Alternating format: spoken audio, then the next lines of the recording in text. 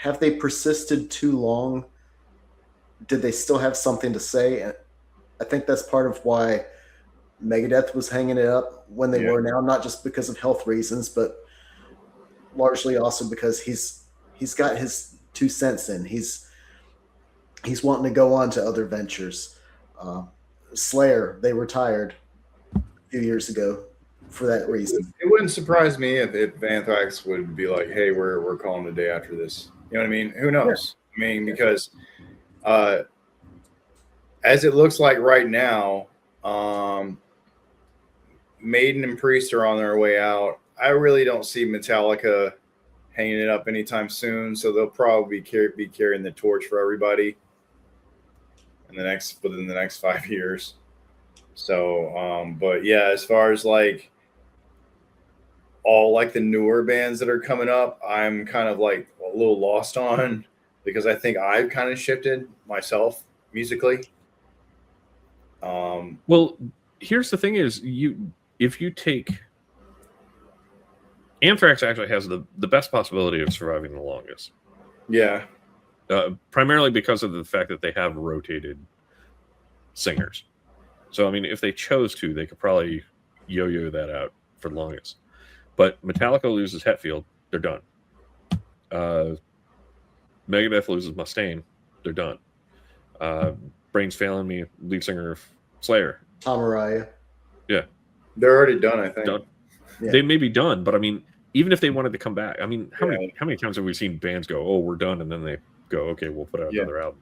So I mean, Slayer theoretically could come back and do another one, but he dies, boom, done. I mean, you've lost that component to it, which makes it very difficult. Yeah, I've never been a fan of the Kiss retirement fiasco. I've always been a fan of like, you know, if you're going to say like, hey, this is the last one, announce it's the last one, and then you're done. You're done. Why go through all of that and announcing that if you're not even going to stick to it? I'm just saying. Money. Yeah. To be. No, I know they got to come back because homeboy thought he had all his shit paid off, and now we have to go back out on the road because he has to pay for his jet that he didn't need. Well, look at Venus Williams. Like, she goes, "I'm done playing tennis," and then come to find out, she's like, "Crap, I can't afford this lifestyle. So I got to come back to play tennis. Like, I don't necessarily want to. I'm done with it, but I got to do it." That sucks. And I mean, that's a whole nother argument about the American system. Also, a lot of bands now are doing double duty. Like, I know, like, the lead guitarist of Anthrax is also the lead guitarist in Shadows Fall. So he has to, like, do double duty. Same thing with Charlie of Anthrax. As soon as he gets off the road with Anthrax, he got to go back on the road with Pantera. Yep. So, I mean, it's like they having to pay double duty just to make ends meet. That's not to mention, like, oh, yeah, well, I got to sell my coffee, too, and my shirts. And because the music industry is basically, like, reamed artists as far as, like, what's owed to them. It's gone is kind of like the days of album sales. I mean, that's like a whole nother podcast in general, but yeah. Well, I mean, we're not even getting into AI modified music. Which that is a whole nother discussion. So much more of a hustle nowadays is what I'm saying. That's the reason why the Melvins, that's why they said, like, we were kind of preparing for this because we were seeing what was happening, you know, with our experience with the major label when they got signed in the 90s. And they have been so used to doing things on their own that, you know, now they've been going like 40 something years and they're still going. So it's like, that's why I've seen like more and more musicians being on platforms like Bandcamp or SoundCloud, things where they can get paid more directly versus these other platforms like Spotify or et cetera, et cetera.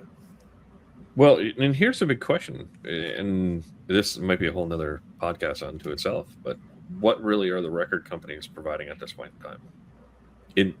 in the olden days, they would be providing, the advertising and the pressing it out to radio stations and everything else. All right. If you can solo record and put it on Spotify, and if it gets in rotation, cool. I mean, it comes down to being in a rotation, is getting the hook. Now, the conspiracy theory nut component of that is, now who's modifying the algorithm to prevent these from being there? But that's going to take us off in a complete other tangent. That has nothing to do with, well, it does have something to do with the Big Four, but it really has nothing. That's, if anything, I think the old men argument on, oh, well, it's not done the way it was when I was a kid kind of argument. All right. Let me then go around the virtual room here, and I'm going to name a band, and you guys tell me favorite album. It's the whole Desert Island thing. Yeah, you can only pick one album per band. All right. And before you do that, since you were mentioning the whole Spotify thing and the algorithms, you got to think a lot of the early thrash catching on was underground. It was people exchanging tapes. It was inner circles, spreading the word.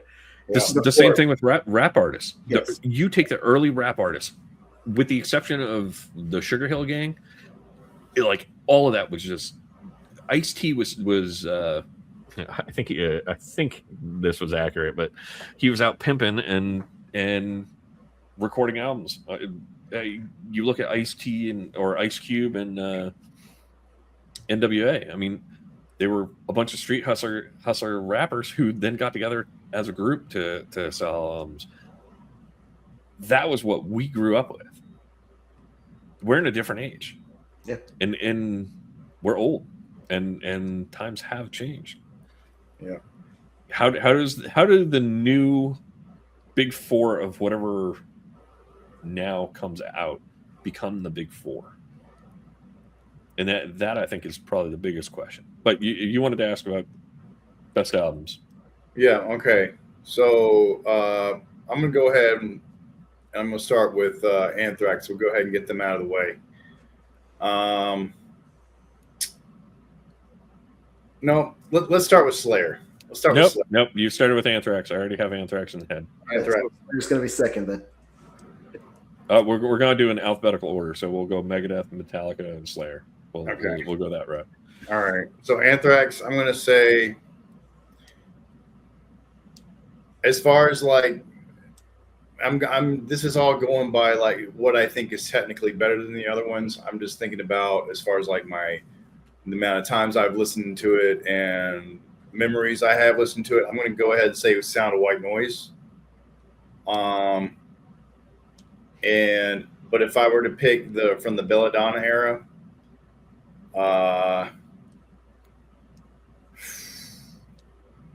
probably Persistence of Time.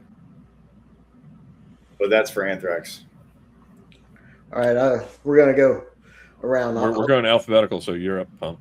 All right. So yes, if we're talking Desert Island, something that's gonna have enough variety and repeat for me. Their first foray with John Bush, Sound of White Noise, probably. But if I have to pick something from the Belladonna era, I'm actually thinking that their strongest material has been what they've done the last two albums with him since he came back in the fold. I'd probably have to go with For All Kings, which just Breathing Lightning is really good. The mix on that is just incredible. Persistence was, what I cut my teeth on getting into Anthrax, but Sound of White Noise is definitely what took it up to that next level. Yeah, well, this is going to be unanimous because Sound of White Noise. If we're talking Desert Island, Sound of White Noise is what I'm taking. If best song, and I got it. This thing pops up. I go seeking for it. Hold on, but if I go seeking for it, Got the Time. That anytime I hear that one, man, dude, I am all over it. And I know it's such a short song. It's so fun. It is just flat out fun. So we're all in agreement that if we're all on said desert island, we would have to have a copy of Sound of White Noise. Yep. Sound of White Noise. Definitely. Yep. All right. Next up, Megadeth. Megadeth. I'm gonna say. It gets hard. I know there's some good options in there. Yeah. I'm going to give you an idea. To narrow it down, it's during the Friedman Menza era. Oh yeah, yeah. That's their golden age. I'm going to have to say.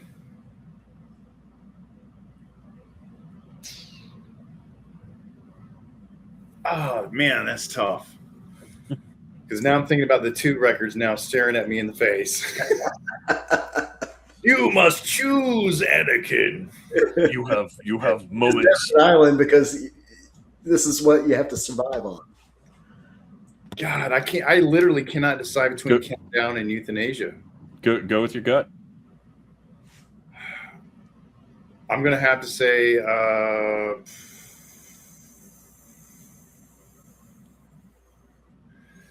Come on, pull the trigger. I'm gonna have to say Euthanasia, simply because Countdown needs to be louder on the record. We never said what we could have infinite speakers on this island. We never identified like how loud it's going to be. All right, what do you got, Pump? Euthanasia is going to be mine. I prefer the radio friendly Megadeth to the thrash Megadeth. So I'm even one of those people that like Super Collider, which, a lot of people are going to be aghast at me saying that. But I think Euthanasia was the best of all their talents combined. It was a clean sound. It was fresh. It was original. It had energy behind it. I think it was their Metallica's Black album. Yeah. Yeah. For me, okay, Euthanasia was my introduction to Megadeth. However, I'm actually going to throw you guys on that one. I'm actually going older. Countdown to Extinction. I'm sorry, man. Like that. I know. That's like a cyborg album. Like, it sounds like robots made that shit. I want that volume. I want that. That is. Now, if I was stuck on the island with you guys and you guys picked, and it came down to the lottery of Euthanasia, yeah, that would be my number 2. I would actually even kind of go with Cryptic Writings. I know that's going to throw some hate there too. I think there's some solidness to Cryptic Writings, but Megadeth is one of those ones where I have a hard time. We would have to put a special provision and say we'll take the Friedman Menza era. You could actually probably force me to do almost any of theirs, and I'd be like, okay, I'll take it. Even their mediocre attempts or their bad attempts are not discordant. They don't hurt my ears. All right, Metallica, what do you got? Me? Yeah. Pump's got something. Yeah, I'm gonna have to think on that one. Metallica. Oof. I'm going to be honest. After the Black Album and Load came out, I tried, but my inner self was like, "This don't hit." And I don't think that's going to be a problem for any of us to castigate you for.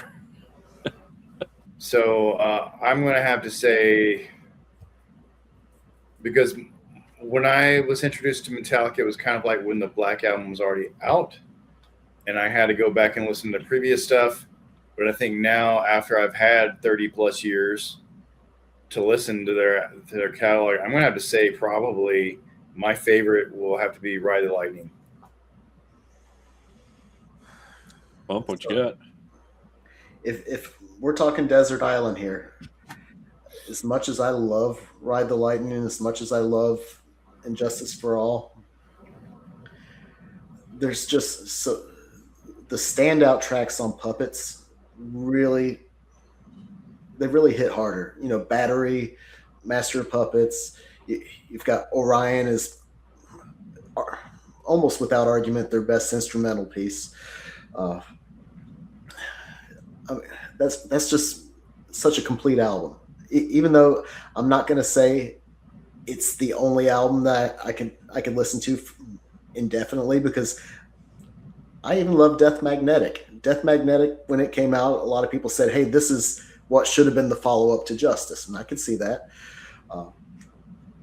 But yeah, Puppets has that's your buffet table of metal right there. Yeah, you introduce a tough one on that, because my initial gut was going Ride Lightning. Okay. Here's what I'm thinking. Like the vibe I'm getting is we're all in agreement that it's basically got to be a record where Cliff Burton's name is on it. No, because I Injustice for All was where my brain initially started, and then I started going, hold on here, and started moving back. Oh man, God, that's a good album. Ooh, that's a good album too.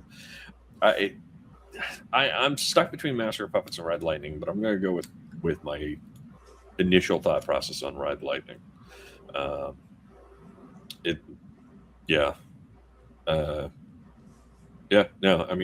There's just too much to it, and Master of Puppets is the same problem. There's just too much to it, if I was going to be a jerk and just throw a wrench into it, I'd go, well, I love Injustice for All, so screw you guys, I'm going to go with that. But to be honest, it's going to fall with one of those two. But really, anything Injustice for All before, I think, are all good all the way through. And that's where with Metallica specifically, that's where I have the hardest problem, is because there was so much that was solid through all of that. It's hard to parse that out and just go, you know what, this is it. And I mean, that's where I think their legacy is that 80s thrash metal. So, all right, Slayer's going to be a light one on my end of it due to selection, but fire away, D. What do you got? Slayer, I'm going to have to say, now I like Divine Intervention simply because when it was Paul Bostaff's debut as their drummer on the record, and you can definitely tell straight away from the opening track with the squeal of Kerry King's guitar, I'm like, okay, we're in a Slayer record, but it's like automatically the drums kick in and it's like, yep, this is definitely Slayer. Like it automatically like sets the tone, and that album like shows really Slayer taking more of a political stance than they had previously, in particular in areas of criminal justice system. But as far as like, if I had to pick like my favorite album, I would definitely have to go with South of Heaven, because I remember buying the cassette, going home, putting it in my tape player, press and play, and then opening riff, and I was just immediately hooked. I was like, "Oh, wow, that's good. That's a really good riff right there." And it was just, that whole album is like, is really good. Like, as far as like doing what they do, it shows you like you can have like a certain angle and make a career out of it. So, and they did. I'm going to have to go with the one that I'm not going to say I'm a Slayer fan. Never have been. It's just not been a, D, you mentioned to me years ago, you said, you get to Kerry King's solos and it just kind of, I forgot the terminology that you did, but when I can listen to the song until it gets to the solo, and then I'm like, oh, okay. It's sort of like, okay, I'm going to be here a minute, right? It's sort of like, it's kind of like, I'm sorry, and if the guy ever hears this, I'm sorry, but I just find it to be a little excessive. It's like anytime I hear Yngwie Malmsteen, or when I hear Ripper Owens with his screams, it's like, okay, I got it. You can scream, you can do the 57 notes in a span of 30 seconds. That's great, but I got it. It's just a little much. It's just like that kind of stuff. I just feel like it should be used sparingly. Yeah. So it's Seasons in the Abyss for me, because I didn't even know what Slayer looked like until I saw that video, and the pyramids in Egypt, the creepiness of the whole thing. It hooked me to this day. Like if I want to scowl, I play that song, and immediately I get that is the landmark that is a landmark song because you could definitely tell that they were getting a push at that time. Yeah. I mean, it's got other good tracks on that album, War Ensemble, but that singular moment, that Yeah, I think South of Heaven was the record before Seasons of the Abyss. It was. Yeah, so it's kind of around the same time. Yeah. Ryan? I'm somewhere between Divine Intervention, Diabolus and Musica, and Hell Awaits. The old or the transition. And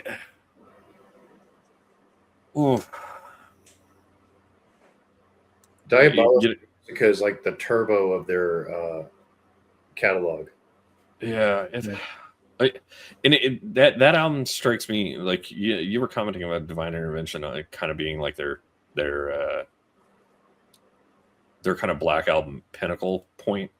I kind of look at Diabolus as that transition, and not honestly, that was around the time that I jumped on the Slayer and started listening to their stuff. So, and I mean that around the same time new metal was coming out and stuff like that. That I wasn't really on board with that yet. Yeah, I don't know. I mean, you're probably more right that Divine Intervention is a better album, but I'm just gonna throw a wrench in it. No, I'm going with Diabolus. Yeah, to hell with you all. Well, if I'm stuck on a desert island and I gotta listen to Slayer, that's what I'm listening to. So, but I will say, like Hell Awaits, if you actually listen to it, that one's a fun one.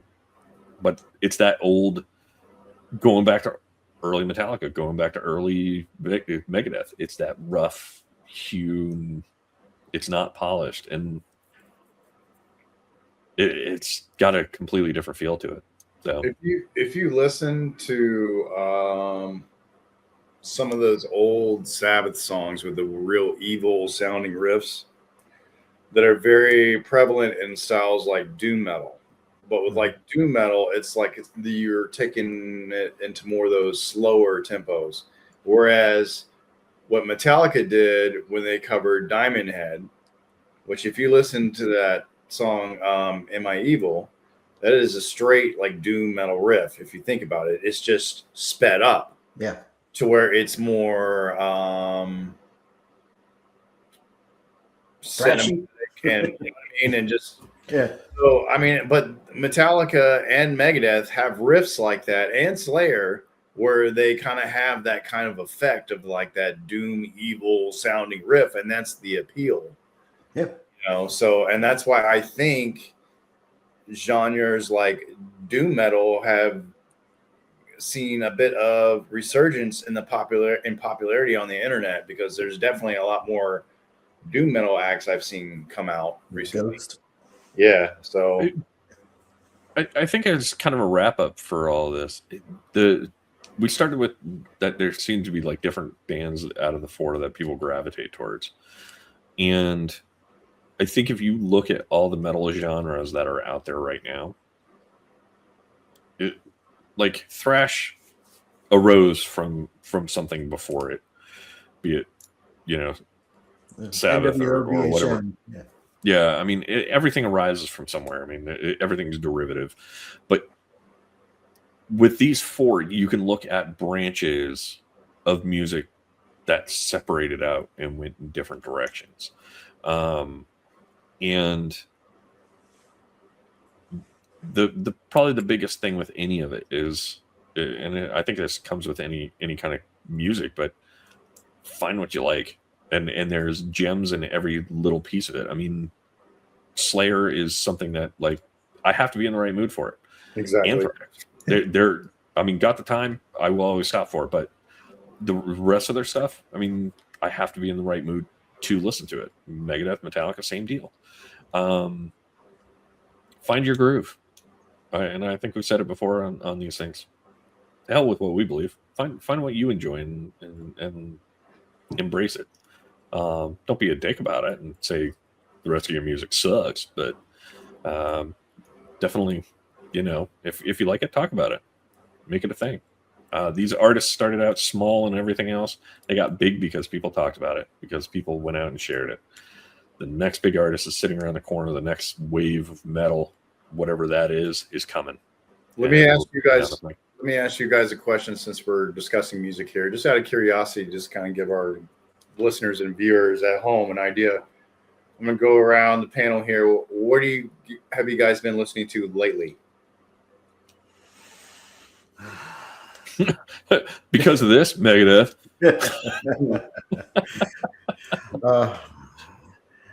Largely a lot of instrumental stuff, kind of new agey things. That's a lot of what I listen to nowadays, just because it's soothing. After all the years of the clenched fist, as Hetfield talked about on Saint Anger, all the years of just being hardcore. There's a lot of downtime that I do now. So there's a stuff like Brian Eno, space type music, just instrumental. The concept of you've ridden the emotional wave. Now you just want to float. Kind of floating downstream on an inner tube now. Yeah. Every now and then I get to the rapids. Yeah. I think with me personally, as far as like my life has been going, I think over like the last decade or so, I've been listening to a lot of like dark ambient stuff. Not so much metal. Been kind of just listening to metal every now and then, but not that much. But now it's mostly like if I do like listen to like music with like bands, it's like punk, post-punk, like Joy Division, The Cure, that kind of stuff, and like classic like punk, classic metal. Not much of like the newer stuff, but definitely a lot more ambient stuff. So I have not really like been keeping up as far as like with metal. Is what I'm trying to say. I no longer feel like I'm qualified to comment on the current crop of bands that are out there. Probably because a lot of it doesn't apply to us anymore. Yeah, we're beyond. We've gone to pasture. For me, I'm all over the place. Be it Japanese thrash metal to Indian new metal to reggae. I'm to pin me down to any one particular thing would drive me nuts. I'll